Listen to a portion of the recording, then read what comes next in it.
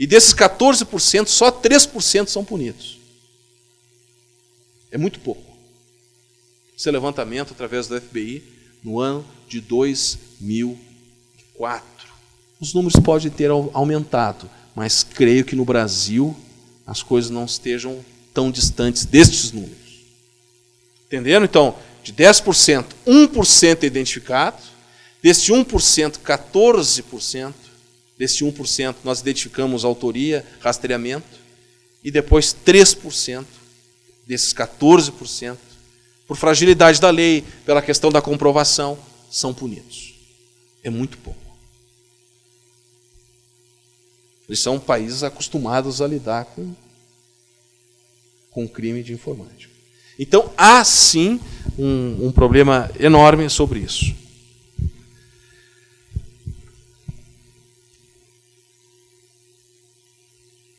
Outro problema muito grave sobre os sistemas de informática. Quantas vezes a gente ouve na notícia, a criminologia trata sobre isso?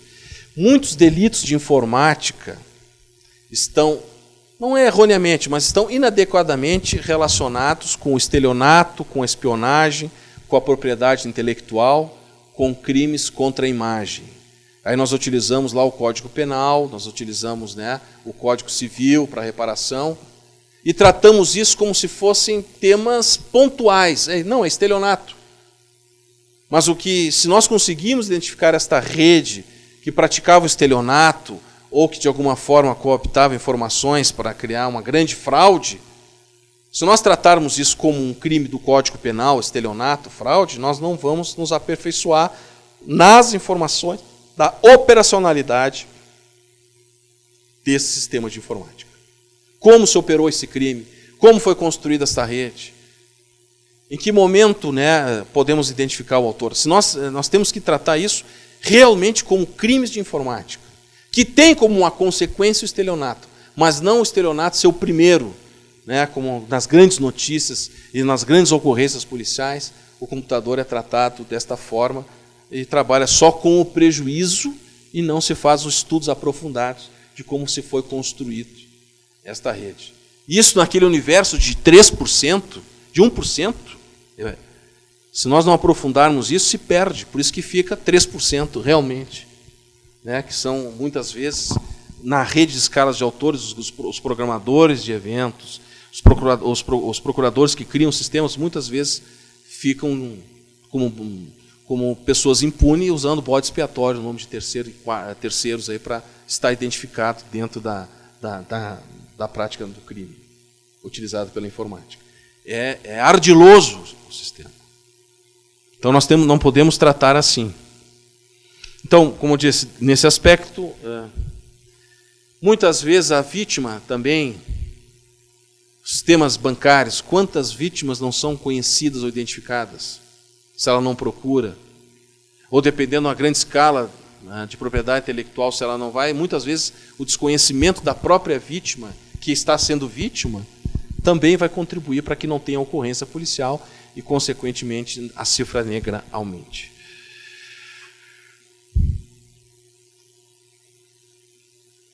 Já falei, um outro aspecto, já introduzi, que é a questão da diversidade de ações dentro da questão da informática.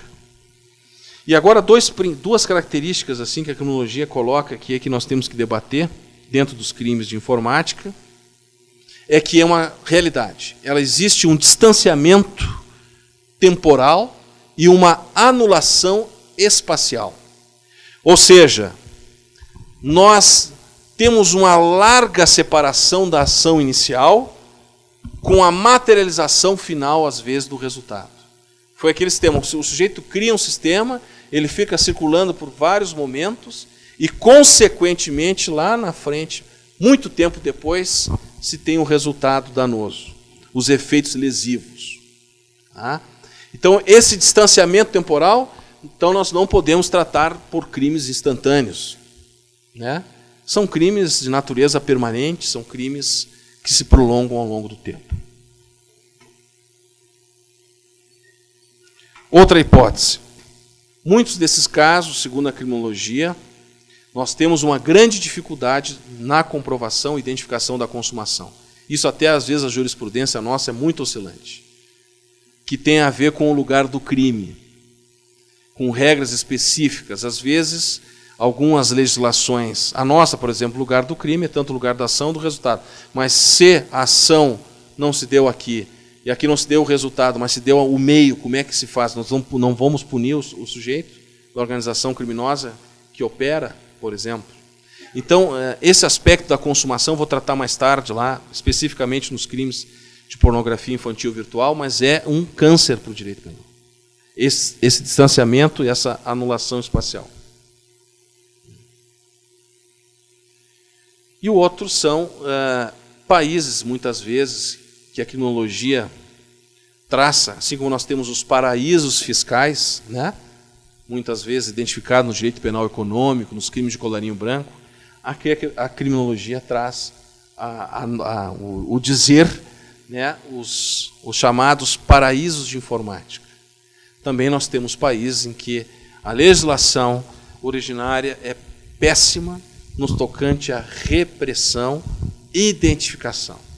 E aí, muitos desses lugares é que são produzidos os sites, os programas, que vão ao mundo, digamos, ocasionar os prejuízos, as fraudes e o lucro existente. Então, isso é algo que nós temos que ter noção. Nós temos, sim, alguns países no mundo que se tornaram paraísos do sistema de informática, justamente porque lá, e não tem limites o crime de informática, que é agora a última característica, depois do distanciamento, que é a transfronteira, que a criminologia diz, né? Que é a outra característica, né? Transfronteira, ou seja, nós, nos crimes de informática, nós não temos fronteiras territoriais. Ou seja, nós não temos barreiras para os delitos de informática, segundo a própria criminologia.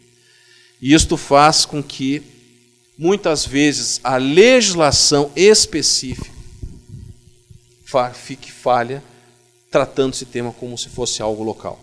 Então, nós não temos limites territoriais. Isso está constatado pela criminologia e faz com que a única forma que possamos combater este tipo de ação é através de uma unificação do direito, uma unificação da legislação que torne determinados casos como casos de tipificações globais, de tipificações internacionais. E isto só as cooperações podem legitimar os Estados a criarem isto. Ou seja, nós temos um país ou países que tenham legislações uniformes. Só assim nós vamos conseguir romper esta barreira limitativa territorial das legislações. Ainda nós estamos discutindo algumas convenções. Só vai haver cooperação se no meu lugar aqui for crime e no país de lá também for crime. Isto é um limitativo normativo para a cooperação internacional. Nós temos que ver isto como um crime universal, e se o país ainda não adota, mas naquele país que está requerendo a cooperação, que está requerendo a investigação, que quer que as suas instituições possam se comunicar para identificar no país os autores desse crime de informática, de alguma forma, nós temos que ter uma legislação que comporte isso sem barreiras. Senão, nós não vamos a lugar nenhum e a impunidade vai aumentar cada vez mais, também aumentando a questão da cifra negra.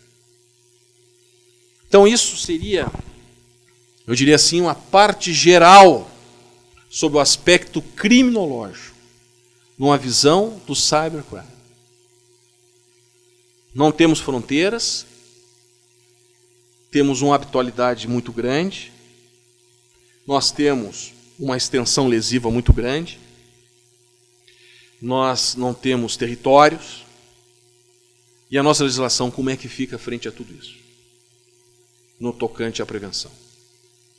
Disto que eu peguei, que esses autores que eu citei no início, construíram, digamos, as características e os princípios da criminalidade organizada, eu vou transferir esses ensinamentos, para aquilo que me coube hoje, que é a questão da pornografia infantil virtual.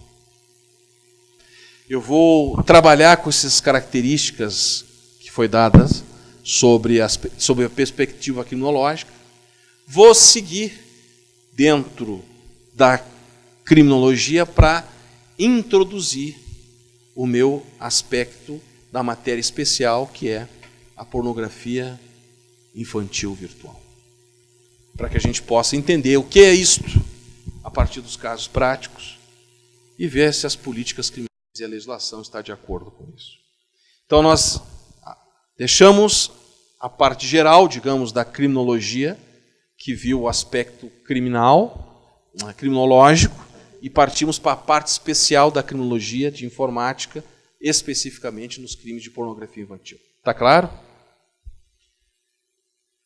Pedofilia. Eu sempre começo assim. A pedofilia,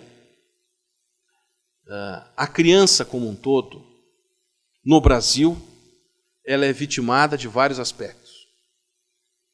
Primeiro, sob o aspecto dos trabalhos escravos.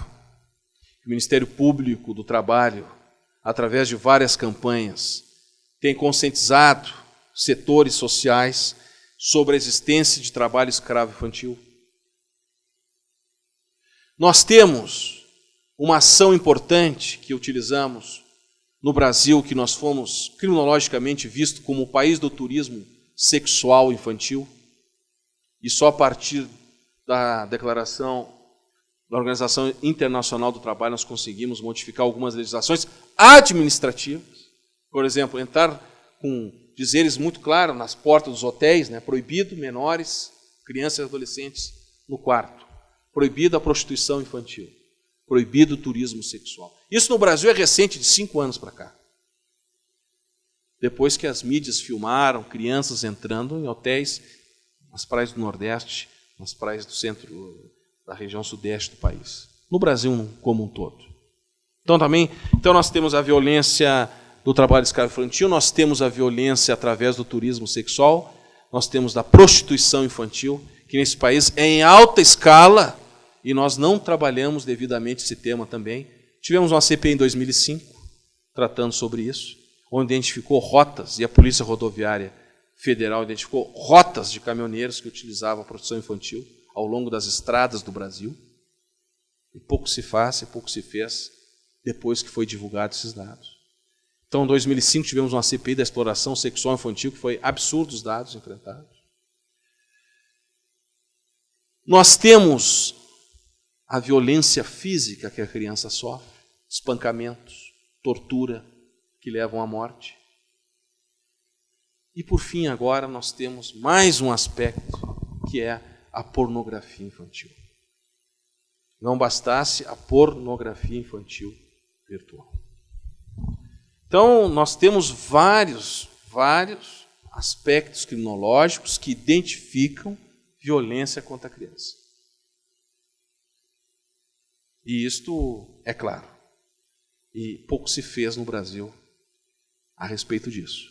Ainda que nós temos uma lei do Estatuto da Criança e do Adolescente, a Lei 8.069, além que nós ratificamos o Tratado da ONU, a Convenção da ONU na proteção dos direitos da criança, mas de efetividade, pouco. E por que nós teríamos grandes avanços no tema da pornografia infantil virtual? Não, é a mesma coisa, são precários avanços, frente à alta cifra negra, mas um crime altamente rentável. Historicamente, a internet foi e é a grande responsável pela expansão da pornografia infantil. Se na década de 70 os Estados Unidos identificou a pornografia infantil através de filmes VHS, através da produção do material escrito de fotografia, divulgado limitativamente pelas redes organizadas americanas nos anos 70, esse mesmo Estados Unidos apurou e foi um dos primeiros países que trataram administrativamente de tipificar a pornografia infantil virtual. Isto no final dos anos 80. Por quê? Porque se constatou claramente que com o advento da internet se multiplicou o acesso da distribuição do material pornográfico infantil. E mais, proporcionou a inserção de uma nova modalidade de crime organizado, pouco falado, atuando no escuro, mas altamente rentável o seu negócio, que é o crime organizado da pornografia infantil virtual. Se já era rentável o material produzido concretamente, fotografias, filmes em VHS, imagine agora as filmagens circulando, a difusão pela internet. Se era um mercado sedutor, onde em curto espaço territorial nós tínhamos muitos consumidores desse material, agora, com o advento da internet, sem limitações territoriais, a pornografia infantil se torna uma realidade mundial, não mais territorial. Então, a pornografia virtual infantil, de certa forma, sedimentou uma nova modalidade de crime organizado que poucos conhecem, a não ser os Estados Unidos e a Europa, e o Brasil começa a se familiarizar com isso. Lucros rentáveis de pequenas redes organizadas que chegam a faturar, por ano, em torno de 8 bilhões de dólares. Dados estatísticos do FBI através das prisões e identificações de circulação financeira. E isso faz com que seja facilitado esse tipo de crime, principalmente porque aquele que de alguma forma se beneficia com isso, o consumidor, sempre está no anonimato. O que a criminologia diz do sujeito ativo deste tipo de crime? É o consumidor que tem um alto poder aquisitivo. Porque, segundo uma apreensão feita em 2001 na Alemanha, uma operação chamada Nurse, pegou uma rede organizada de pedofilia, com ramificações e distribuições pela Europa. Foi identificado esta rede, e no cadastro desta rede, senhores, existiam 240 mil consumidores cadastrados. 240 mil consumidores do mundo inteiro que compravam material organizado, compravam material pornográfico infantil desta rede. O lucro chegava a mês de em torno de 1.600.000 euros.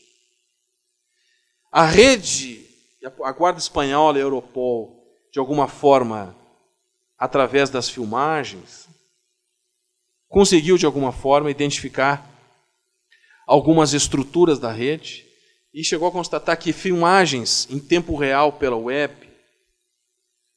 uma filmagem de 8 minutos, em que de um lado de lá está um abusador e do lado de cá está o consumidor, que ele manda a mensagem para que o abusador pratique um determinado ato perverso sexual contra uma criança que está do outro lado da rede, ele paga em torno de 8.000 euros. 8.000 euros por esses minutos de prazer. Isto está identificado nas apreensões feitas pelo FBI. Então, isso é uma realidade permanente. Eu vou trazer mais dados para os senhores. Só coloquei esse dado antecipando justamente para que possam ver o quanto a criminologia está certa no tocante à pornografia infantil, o quanto é rentável a venda e o consumidor, que está em todos os segmentos sociais.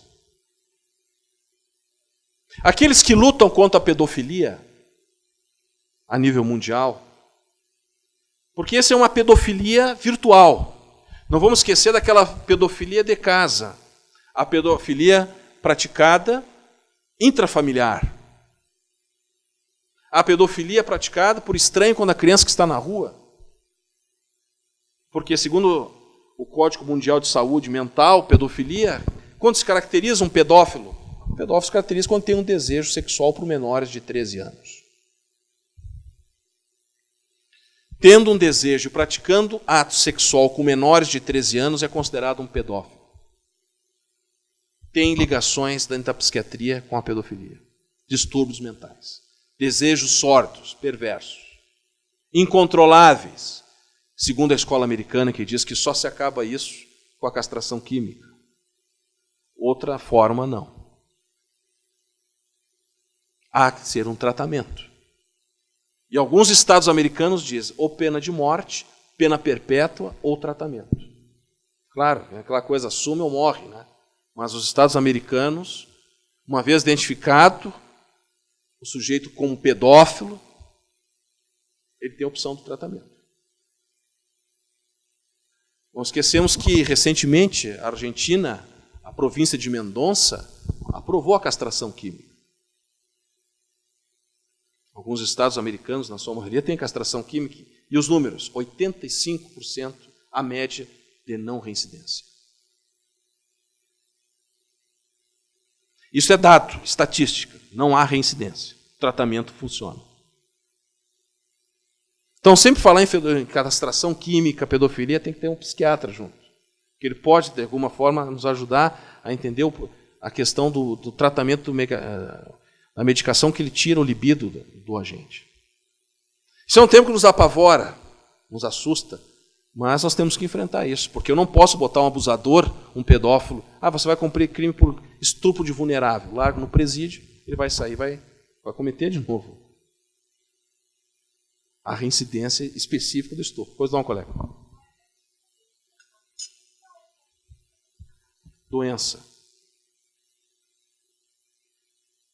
Aí tem os mitos, que aí está no livro lá, que saí correndo, hoje acordei 4 horas da manhã para estar aqui com os senhores, esqueci da metade das minhas coisas, e dentro dessas metades ficou um livro que eu trabalho junto com um psicólogo, o Jorge Trindade, que fala dos mitos do pedófilo.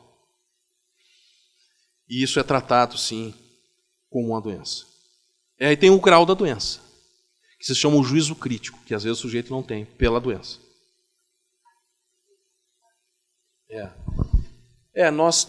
A jurisprudência da Justiça Estadual trata o pedófilo, às vezes vai chegar a um semi-imputável. Eu nunca vi um pedófilo, não vou trabalhar pedófilos, a gente usa o termo abusador, né? O estuprador. Esse aí é pena corporal. Vai para o presídio. Raramente, que é a competência mais da Justiça Estadual, raramente nós vamos a fundo nesse troço. É a idade. 217 trata do estupro de vulnerável, normativamente. E pelo código de... É a mesma coisa, estuprador e pedófilo é o mesmo. Ele estupra uma pessoa porque ela não tem vontade, uma criança. Né? E são crianças de 6 anos, são crianças de 5 anos, são crianças de 8 anos. Então, ele é um abusador, mas com característica na psiquiatria de pedofilia. Porque menos de 13 anos. Mas eu digo assim, nós lutando contra isso e tal, tem uma corrente que é a favor da pedofilia a nível mundial. Tem gente que defende isso. Na Holanda, nós temos um partido que se chama Caridade, Liberdade e Diversidade. Esse partido, ele tem uma página na internet, vocês querem a página? Está lá, vocês vão entrar, www, P de Paulo, N de não, D de dado, U de união, .ni.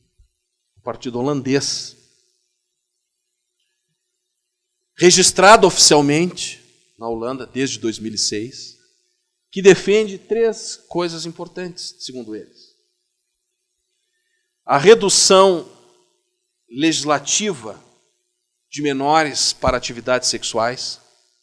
Eles acham que crianças com 10 anos já podem ter o poder de escolha e ter uma liberdade sexual e uma vida sexual sadia. 2. A legalização da posse privada de material pornográfico infantil. Eles querem a legalização. A Europa, através de 86, começa a punir os consumidores. Aqui eles querem a liberação, a descriminalização. E mais, a participação de adolescentes, 16 anos, de 14 a 16 anos, em filmagens pornográficas, que que se retire a vitimização da criança do cenário do direito penal e da criminologia. Isto é um ato natural. Então, isto ganhou força em alguns segmentos da Europa, e nós encontramos alguns movimentos na América do Sul, assim como o nazismo, nós vamos encontrar ainda, né, que defendem a liberalidade do sexo entre crianças. E o principal disso, na minha concepção, e estive falando com a gente do FBI que esteve lá na nossa terra, que numa praia de nudismo, segundo o FBI, a praia de nudismo é o point dos pedófilos, é o point das redes organizadas, onde criança se mistura com adulto, todos ficam nus e não tem os limites na ação comunitária. Nos Estados Unidos, foi nas praias de nudismo onde foram presos alguns dos grandes pedófilos. E nós tivemos um caso no Rio Grande do Sul de 2 americanos que foram denunciados por familiares de um menor que tinha já mandado para os Estados Unidos, o guri voltou, ele estava angariando outros tantos menores, e disse, aí um menor avisou que estava sendo filmado nu por esse casal, o casal foi preso, pegaram o computador, foi outra briga, tiveram que mandar o computador para os Estados Unidos, porque eles não conseguiram abrir o computador aqui no Brasil, frente à alta segurança do sistema, que é um outro tema que nós vamos falar daqui a pouco sobre as redes organizadas. Esse resultado não veio, mas veio um agente do FBI, esteve na delegacia nossa, conversou, e era um rastreamento, e pasmem, este casal lá averigou um dos grandes pedófilos americanos também, que passou pelo Rio Grande do Sul. Estava rastreado. Então, as praias de nudismo, nós temos bastante ou não temos? No Brasil nós temos. Crianças correndo, mulheres. Isto é um ponto de perversidade, segundo algumas autoridades que trabalham nesse tema. Nós não temos limites. Seguindo. Então nós temos esse pessoal aí todo que, de alguma forma, defende o ato sexual de criança. Mas ainda bem que uma outra grande maioria busca que não seja punido, que não seja legalizado, que seja punido, que seja identificado. E cada vez mais possamos estar cooperados para identificar isso. Sobre o aspecto criminológico, como é que eu posso falar historicamente desse delito de pornografia infantil virtual? 77, Estados Unidos, final da década, né, com a criação, e depois os 3 grandes congressos mundiais que tratam sobre esse tema e que geraram algumas convenções. O primeiro deles, em 96, o Congresso de Estocolmo, na Suécia. Ele trata da primeira vez claramente da preocupação da pornografia infantil virtual.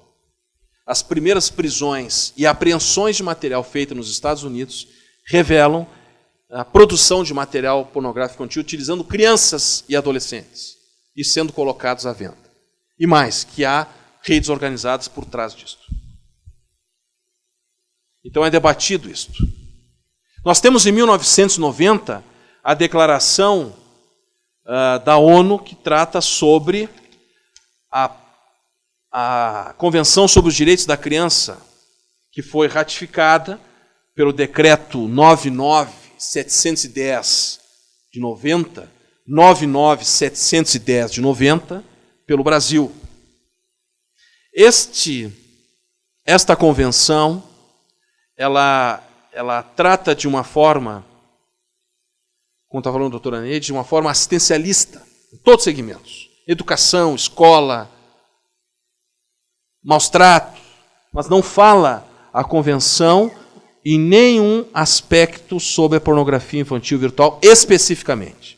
Ela fala da criança como um todo, ou seja, a necessidade de um pacto entre os estados que assinaram e ratificaram esta convenção, no seguinte sentido, a proteção de que todas as crianças possuem direitos em todos os segmentos sociais, e aqui devem os estados membros que assinarem isso fazer valer os direitos assistencialistas da criança.